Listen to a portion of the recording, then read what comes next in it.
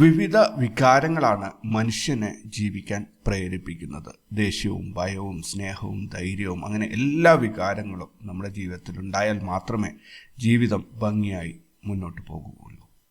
മനസ്സിൽ കുഞ്ഞുങ്ങളെ കാണുമ്പോൾ നമുക്ക് മനസ്സിൽ സ്നേഹം തോന്നുന്നില്ലെങ്കിൽ നമുക്ക് മുന്നോട്ട് പോകാൻ ബുദ്ധിമുട്ടാണ്. ഭാര്യയോട് മാതാപിതാക്കളോട് സ്നേഹം തോന്നുന്നില്ലെങ്കിൽ, നമുക്ക് ആ ഒരു വികാരം നമ്മുടെ മനസ്സിൽ വരുന്നില്ലെങ്കിൽ നമുക്ക് ജീവിതം മുന്നോട്ട് കൊണ്ടുപോകാൻ ബുദ്ധിമുട്ടാണ്.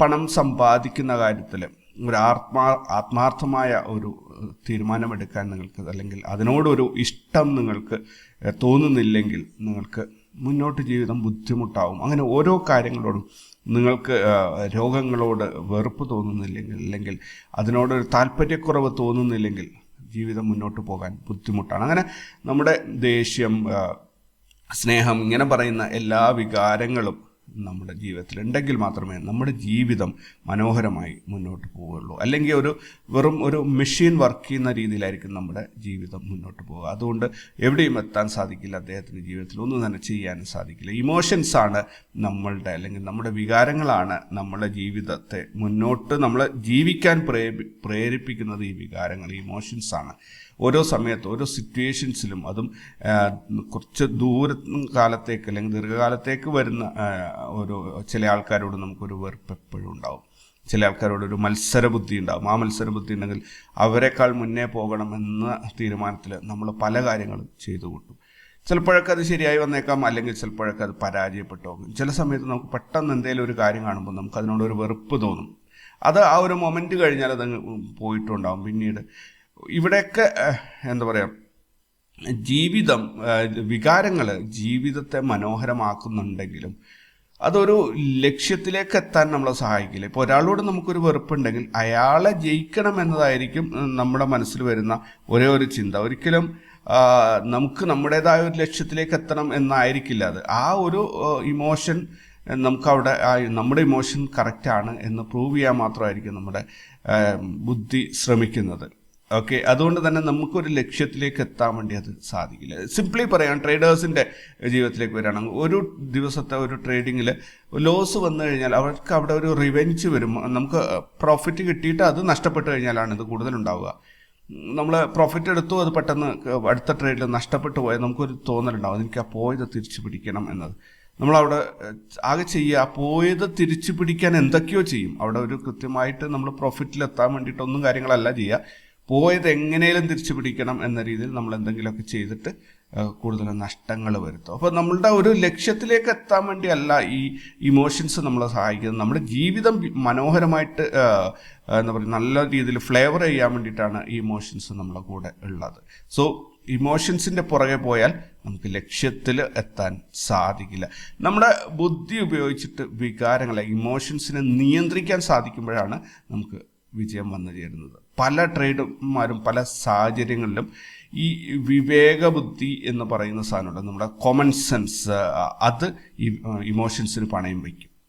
അത് അവരറിഞ്ഞുകൊണ്ട് ചെയ്യുന്നതല്ല, അറിയാതെ സംഭവിച്ചു വന്നു. ഞാനിപ്പോൾ പറഞ്ഞ ഉദാഹരണത്തിൽ തന്നെ ഒരു 10,000 രൂപ പ്രോഫിറ്റ് ഇൻട്രാഡേ ട്രേഡിങ്ങിൽ കിട്ടിയ ഒരു ട്രേഡർ, അയാൾക്ക് ആ 10,000 രൂപ അന്നേ ദിവസം നഷ്ടപ്പെട്ടു പോയാൽ അയാളുടെ ഇമോഷൻ, അതായത് ഒരു റിവെഞ്ച് അല്ലെങ്കിൽ ഒരു പ്രതികാര ബുദ്ധി അയാൾ മനസ്സിൽ ഉടലെടുക്കും.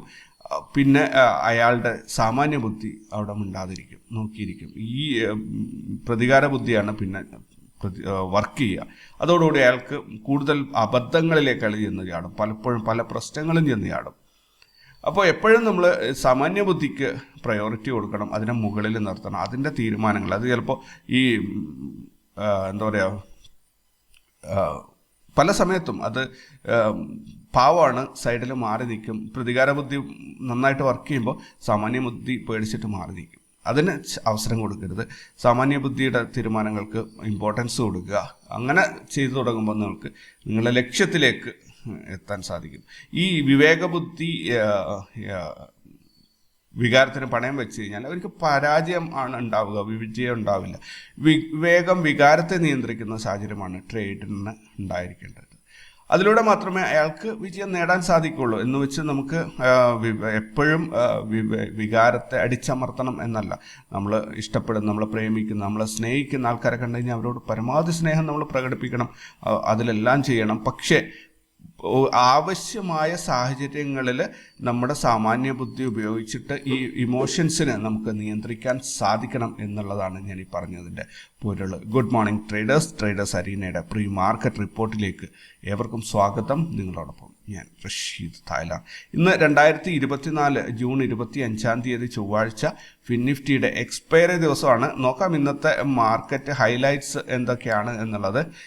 നിഫ്റ്റി 50 അതേപോലെ ബാങ്ക് നിഫ്റ്റി എന്തായാലും ഇന്നലെ ഒരു ഗ്രീൻ ആയിട്ട് മാർക്കറ്റ് ഇന്നലെ ഒരു ഗ്രീൻ ക്യാൻഡിൽ കൊണ്ടുവന്നിട്ടുണ്ട്. ഇന്നത്തെ ക്ലോസിംഗ് ആണ് ഏറ്റവും ഇമ്പോർട്ടൻ്റ് ആയിട്ടുള്ളത്. മിക്ക അനലിസ്റ്റുകളും പറയുന്നത് ബാങ്ക് നിഫ്റ്റി 52,000 ടച്ച് ചെയ്യും, അതുപോലെ നിഫ്റ്റി 23,777 ടച്ച് ചെയ്യും എന്നാണ്. നോക്കാം നമുക്ക്. ഇന്നത്തെ ക്ലോസിംഗ് ഗ്രീൻ ആണ്. ഇന്നലത്തെ ക്ലോസിങ്ങിനേക്കാൾ മുകളിലാണെങ്കിൽ ഒരു അപ്വേർഡ്സ് റാലിക്ക് സാധ്യതയുണ്ട്, അല്ലെങ്കിൽ മാർക്കറ്റ് സൈഡ് വൈസ് ആയിട്ട് ഓപ്ഷൻ സെല്ലേഴ്സിൻ്റെ കൂടെ നിൽക്കും എന്നാണ് ഞാൻ പ്രതീക്ഷിക്കുന്നത്.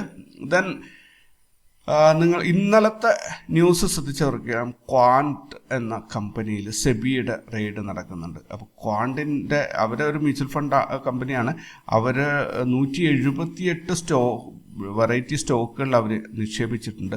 അതിൽ 100 എണ്ണവും ഇന്നലെ താഴോട്ട് ഇടിഞ്ഞു, അല്ലെങ്കിൽ നെഗറ്റീവിൽ ക്ലോസ് ചെയ്തു എന്നുള്ള ഒരു വലിയൊരു ന്യൂസ് മണി കൺട്രോൾ റിപ്പോർട്ട് ചെയ്യുന്നുണ്ട്. ഇതിനുള്ള പ്രധാനപ്പെട്ട കാരണം ഈ ക്വാണ്ട് ചെയ്തതായിട്ട് പറയപ്പെടുന്നത് ഒരു ഫ്രണ്ട് റണ്ണിങ് എന്ന ഒരു പരിപാടിയാണ് ചെയ്തത്. അതായത് ഇപ്പോൾ എന്താ പറയുക, ഒരു ഏരിയയിൽ ഞാൻ കുറച്ച് സ്ഥലം വാങ്ങിച്ചു. ഒരുപാട് വികസനം എന്ന് പറഞ്ഞത് കണ്ട് റോഡ് പോലും ഇല്ലാത്ത ഒരു ഭാഗത്ത് ഞാൻ പോയിട്ട് ഒരു 50 ഏക്കർ സ്ഥലം വാങ്ങിച്ചു വെച്ചു ആദ്യമേ. എന്നിട്ട് പിന്നീട് എൻ്റെ ആൾക്കാരെയൊക്കെ കൂട്ടിയിട്ട് ഒരു ന്യൂസ് ഉണ്ടാക്കുകയാണ്, അവിടെ എയർപോർട്ട് വരുന്നുണ്ട് എന്നുള്ളത്. അപ്പോഴത്തേനും അങ്ങനെ ഒരു ന്യൂസ് പുറത്ത് ഈ സ്ഥലത്തെക്കുറിച്ച് ഒന്നും അറിയാത്ത ആൾക്കാർ അത്യാവശ്യം കയ്യിൽ കാശുണ്ടെങ്കിൽ നല്ലൊരു പ്രോഫിറ്റ് പ്രതീക്ഷിച്ചിട്ട് അവിടെ വന്നിട്ട് ഒത്തിരി പേര് ലാൻഡ് വാങ്ങിക്കും. ലാൻഡ് വാങ്ങിക്കുമ്പോൾ സ്വാഭാവികമായിട്ടും ഡിമാൻഡ് കൂടുമ്പോൾ വിലയും കൂടും. അപ്പം ഞാൻ ആദ്യം വാങ്ങിച്ചത് വളരെ ചെറിയൊരു വിലക്കാണെങ്കിൽ ഇത് എല്ലാവരും വാങ്ങിച്ചു കഴിയുമ്പോൾ അത്യാവശ്യം നല്ല പ്രൈസ് ഒരു ഡബിളോ ട്രിപ്പിളോ ഒക്കെ ആയി കഴിയുമ്പോൾ ഞാൻ എൻ്റെ ലാൻഡ് വിറ്റിട്ട് പതുക്കെ അങ്ങ് പോകും. അപ്പോൾ ബാക്കിയുള്ളവരൊക്കെ ഇവിടെ ലാൻഡ് വാങ്ങിച്ചവരൊക്കെ പൊട്ടന്മാരായി.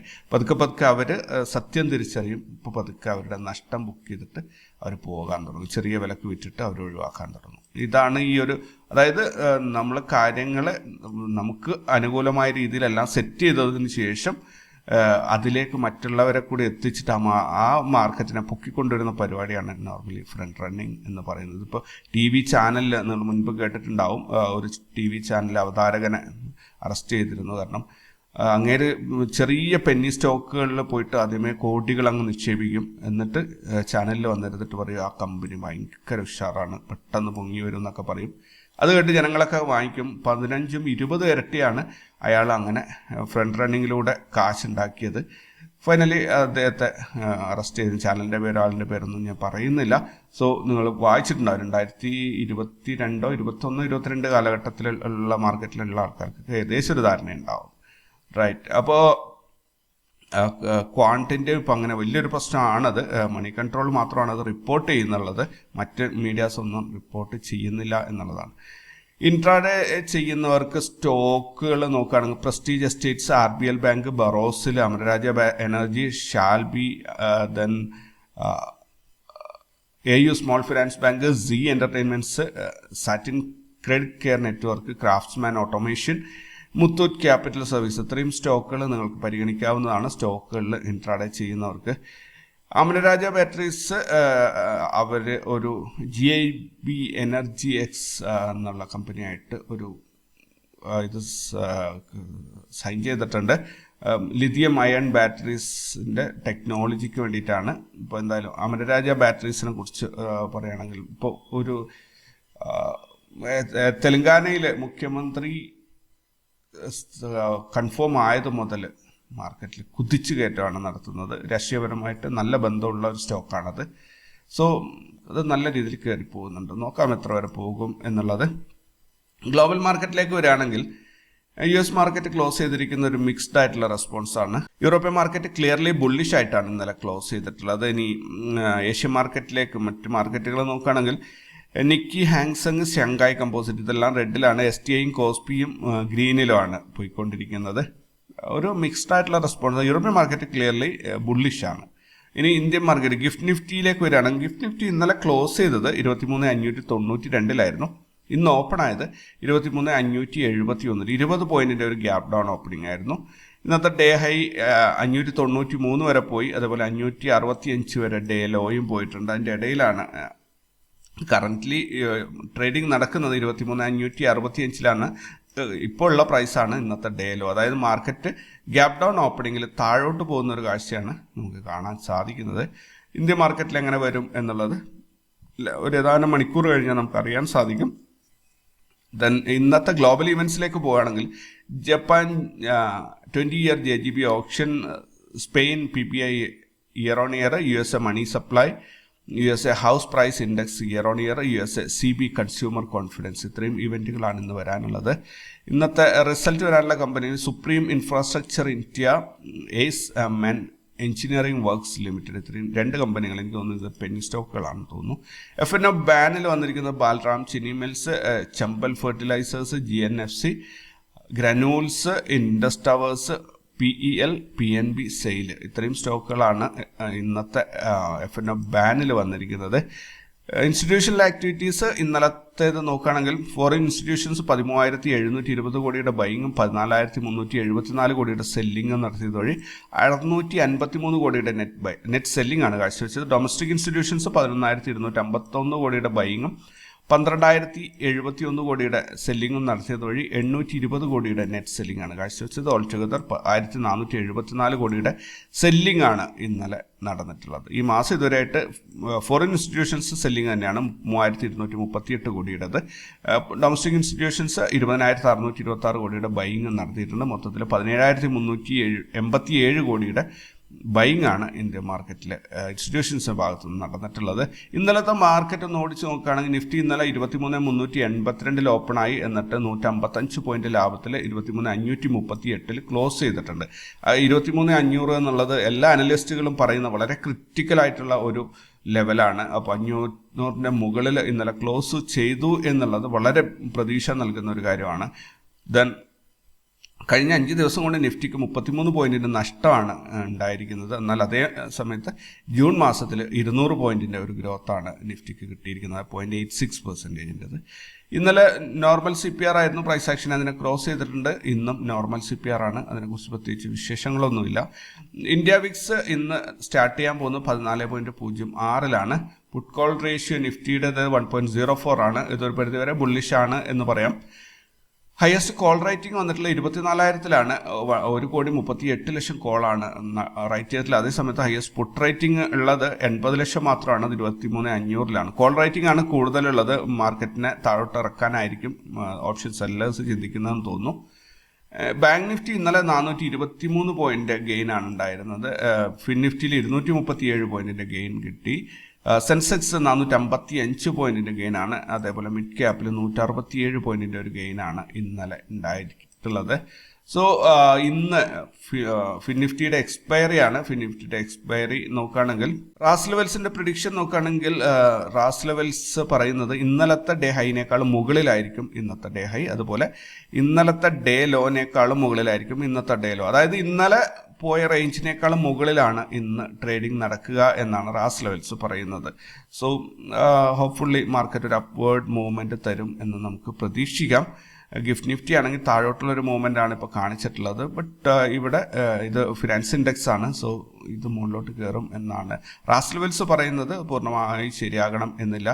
ഇന്നത്തെ ഓപ്പണിംഗ് നോക്കുകയാണെങ്കിൽ ഏകദേശം ഒരു ഫ്ലാറ്റ് ഓപ്പണിംഗ് അല്ലെങ്കിൽ നോ ട്രേഡ് സോൺ CPR-ന്റെ സോണിൽ ഇതിൻ്റെ ഇടയിൽ എവിടെയെങ്കിലും ഓപ്പൺ ആയിട്ട് മാർക്കറ്റ് അപ്വേർഡ്സ് മൂവ്മെന്റ് തരും എന്നാണ് CPR റാസ് ലെവൽസിന്റെ കോമ്പിനേഷൻ നമ്മളോട് പറയും. CPR-ന്റെയും നോ ട്രേഡ് സോണിന്റെയും കോമ്പിനേഷൻ നമ്മളോട് പറയുന്നത് ഒരു ഫ്ലാറ്റ് ഓപ്പണിംഗ് അല്ലെങ്കിൽ നോ ട്രേഡ് സോണിന്റെ അടുത്തായിട്ടുള്ള ഒരു ഓപ്പണിംഗ് കിട്ടും, അവിടുന്ന് മാർക്കറ്റ് അപ്വേർഡ്സ് മൂവ്മെന്റ് പോകും എന്നാണ് പറയുന്നത്. ഇനി മെയിനായിട്ടുള്ള ലെവൽസ് സപ്പോർട്ട് റെസിസ്റ്റൻസ് നോക്കുകയാണെങ്കിൽ നമുക്ക് നോ ട്രേഡ് സോണായിട്ട് ഡിഫൈൻ ചെയ്യാനുള്ളത് CPR-ഉം നമ്മുടെ നോ ട്രേഡ് സോൺ റാസ് ലെവൽസിൻ്റെ നോ ട്രേഡ് സോണുള്ള ഈ ഒരു ഏരിയ നമുക്ക് നോ ട്രേഡ് സോണായിട്ട് നോ എൻട്രി സോണായിട്ട് ഇവിടെ ഡിഫൈൻ ചെയ്യണം. ഇവിടെ നമ്മൾ ഫ്രഷ് എൻട്രി എടുക്കില്ല. അതിൻ്റെ ലെവൽസ് 23,032 മുതൽ 22,947 വരെ ഏകദേശം 80 പോയിന്റിന്റെ ഒരു നോ ട്രേഡ് സോണാണ് നമ്മൾ ഇവിടെ ഡിഫൈൻ ചെയ്ത് വെച്ചിട്ടുള്ളത്. ഇനി മുകളിലോട്ട് മാർക്കറ്റ് പോവുകയാണെങ്കിൽ യെസ്റ്റർഡേ ഹൈ വരുന്ന ഈ ഒരു സോൺ ഒരു ചെറിയ രീതിയിൽ ഒരു കൺസോൾട്ടേഷന് കാരണമാകാൻ സാധ്യതയുണ്ട്. 23,116 മുതൽ 23,098 വരെയുള്ള ഏകദേശം ഒരു 20 പോയിന്റിന്റെ ഒരു സോണാണ് ഇവിടെ നിങ്ങൾക്ക് ഒരു റെസിസ്റ്റൻസ് ആയിട്ട് വരാൻ പോകുന്നത്. ഇനി ഹയസ്റ്റ് റേഞ്ചിൽ മാർക്കറ്റ് ഇന്ന് കയറിപ്പോകാൻ സാധ്യതയുള്ള 23,236 വരെയാണ്. 23,236 ഈ ഒരു ലെവലിലേക്കാണ് മാർക്കറ്റ് കയറിപ്പോകുന്നത്. ഒരു ഹയസ്റ്റ് റേഞ്ചിൽ അങ്ങനെ സംഭവിക്കുകയാണെങ്കിൽ ഇവിടെ വരെ മാർക്കറ്റ് കയറിപ്പോയേക്കാം. ഓക്കെ, ഇനി ഇവിടെ ഇതിൻ്റെ ഇടയിൽ മറ്റൊരു സംഭവം വരാനുണ്ട്. നമ്മുടെ നോ ട്രേഡ് സോണിന് ഇടയിൽ 23,000 എന്ന ഒരു റേഞ്ച് വന്ന് കിടപ്പുണ്ട്. അതിനെ കട്ട് ചെയ്ത് മാർക്കറ്റ് താഴോട്ട് പോകാൻ സാധ്യത കുറവാണ്. എവിടെ ഓപ്പൺ 23,000 താഴെ ഓപ്പൺ ആയാൽ പോലും പെട്ടെന്ന് അത് 23,000 മുകളിലേക്ക് കയറി വരുന്ന ഒരു കാഴ്ചയായിരിക്കും നമ്മൾ കാണുന്നത്. ഇനി ഒരു മാർക്കറ്റ് ഒരു ഇവിടെ നിന്ന് പ്രോഫിറ്റ് ബുക്കിംഗ് എടുത്ത് താഴോട്ടാണ് പോകാൻ തീരുമാനിക്കുന്നതെങ്കിൽ ഓപ്പണിങ്ങിൽ തന്നെ മാർക്കറ്റ് 23,000 താഴെ പോയിട്ട് ഇറങ്ങി നിൽക്കുക. 22,970 റേഞ്ചിൻ്റെയൊക്കെ താഴെ ഇറങ്ങിക്കഴിഞ്ഞാൽ പിന്നെ തിരിച്ചു കയറി വരാൻ കുറച്ച് ബുദ്ധിമുട്ടുന്നതായിട്ട് നമുക്ക് തോന്നും. അപ്പോൾ അവിടെ വെച്ചിട്ട് പിന്നെ അധികം മുകളിലോട്ടുള്ള പൊസിഷൻസ് നോക്കാതിരിക്കുന്നതാണ് നല്ലത്. 22,906 895 എന്ന ഈ ഒരു സോണിൽ മാർക്കറ്റിന് നല്ല രീതിയിൽ സപ്പോർട്ട് കിട്ടാനുള്ള സാധ്യതയുണ്ട്. ഏത് കേസിൽ ഇത് താഴോട്ട് പോയാൽ മാർക്കറ്റ് ഇവിടെ വന്നിട്ട് നല്ല രീതിയിൽ സപ്പോർട്ട് എടുക്കും. അവിടെ വെച്ചിട്ട് മാർക്കറ്റ് തിരിച്ച് മുകളിലോട്ട് തന്നെ പോകാൻ സാധ്യതയുണ്ട്. അങ്ങനത്തെ ഒരു സിറ്റുവേഷൻ, അതായത് മാർക്കറ്റ് ഈ ഒരു നോ ട്രേഡ് സോണിൽ ഓപ്പണായി താഴെ വന്ന് സപ്പോർട്ട് എടുത്തു കഴിഞ്ഞാൽ ഇതിനകത്ത് ബ്രേക്ക് ഔട്ട് വരാൻ സാധ്യത ഭയങ്കര കുറവായിരിക്കും. കാരണം 23,000 കട്ട് ചെയ്ത് മുകളിലോട്ട് കയറാനും പറ്റില്ല, പ്രോഫിറ്റ് ബുക്കിംഗ് നടക്കുകയില്ല. അങ്ങനത്തെ ഒരു സാഹചര്യം വരും. അങ്ങനെയാണെങ്കിൽ ഒരു സൈഡ് വൈസ് മാർക്കറ്റ് ആയിരിക്കും കിട്ടുക. ഇനി ഒരു വേഴ്സ്റ്റ് കേസ് സിനാരിയോയിൽ മാർക്കറ്റ് പൊട്ടി താഴെ പോവുകയാണെങ്കിൽ യെസ്റ്റർഡേ ലോയിൽ പോയിട്ട് ഉറപ്പായിട്ടും സപ്പോർട്ട് എടുക്കാനുള്ള എല്ലാ സാധ്യതകളുണ്ട്. അതായത് 22,811 22,792 എന്നുള്ള ഒരു 20 പോയിന്റിൻ്റെ സോണിൽ ഉറപ്പായിട്ടും മാർക്കറ്റിന് സപ്പോർട്ട് കിട്ടും. അപ്പോൾ ഈ ലെവൽസ് ഒന്ന് നോക്കി വെച്ചോളുക. ഞാൻ പ്രതീക്ഷിക്കുന്നത് ഈ നോ ട്രേഡ് സോണിനോട് ചേർന്ന് മാർക്കറ്റ് ഓപ്പൺ ആയിട്ട് ഒരു അപ്വേർഡ് മൂവ്മെൻറ്റ് തരും. അത് 23,236 മോസ്റ്റ് പ്രോബബ്ലി ടച്ച് ചെയ്യും എന്നുള്ളത്. അതിൻ്റെ ഇടയിലുള്ള ഒരു തടസ്സമായിട്ട് വരുന്നത് യെസ്റ്റർഡേ ഹൈയുടെ അവിടെയുള്ള ഒരു 20 പോയിന്റിൻ്റെ ഈ ഒരു സോണാണ്. ഈ സോൺ ഒന്ന് കൺസോൾട്ടേറ്റ് ചെയ്തിട്ട് ഫർദർ ബ്രേക്ക് ഔട്ട് ചെയ്ത് മുകളിലോട്ട് പോകും എന്നാണ് ഞാൻ പ്രതീക്ഷിക്കുന്നത്. ഒരു ഫ്ലാറ്റ് ഓപ്പണിംഗ് ആയിരിക്കും മോസ്റ്റ് പ്രോബബ്ലി നമുക്ക് കിട്ടാൻ പോകുന്നത്. ഇതാണ് ഇന്നത്തേക്കുള്ള എൻ്റെ ഒരു വ്യൂ. കൂടുതൽ വിശേഷങ്ങളും വാർത്തകളൊക്കെ ആയിട്ട് നമുക്ക് വൈകുന്നേരം കണ്ടുമുട്ടാം. അതുവരേക്കും ടേക്ക് കെയർ ആൻഡ് ബൈ.